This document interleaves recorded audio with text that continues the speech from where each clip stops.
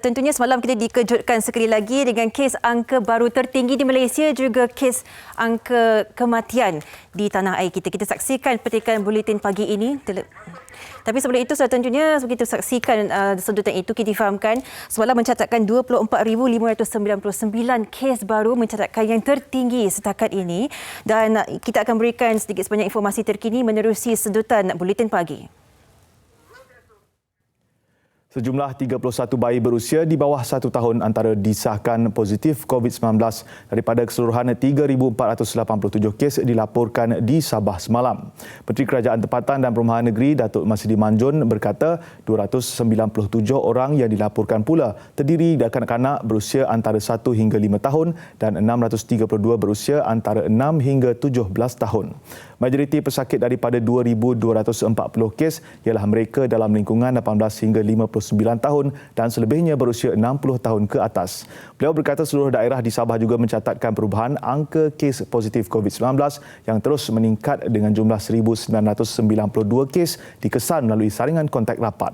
Tambah beliau, terdapat satu kluster baru dilaporkan di Sabah iaitu kluster hamparan 2 di Kinabatangan yang juga kluster tempat kerja di sebuah ladang sawit di Mukim Sukau membabitkan 21 kes kumulatif sehingga hari ini. Walaupun kita melihat kes yang tinggi daripada segi positifnya, tetapi kes sembuh juga tinggi, Nas, melebihi 22,000 kes. Apa yang membimbangkan sebenarnya adalah golongan anak-anak bayi yang kita melihat semakin lama semakin meningkat yang dijangkiti virus ini. Bukan saja bayi, saya jangkakan juga apabila suatu hari nanti Oktober dijangkakan untuk kita buka sekolah semula ya. Jadi kepada anak-anak yang berumur bayi hingga 17 tahun masih tiada perlindungan. Jadi suatu yang harap-harap kita dapat atasi. Dan apa yang saya juga bimbang, kadar kematian yang tinggi, 393, rekod tertinggi kita di Malaysia, astaghfirullahalazim. Jadi itulah dia pecahan kes-kes ya.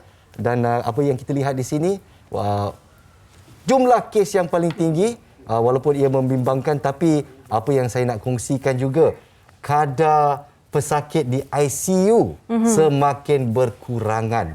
Ya, itu suatu yang kita sangat banggakan dan kita jangkakan bahawa vaksinasi kita semakin berkesan ya.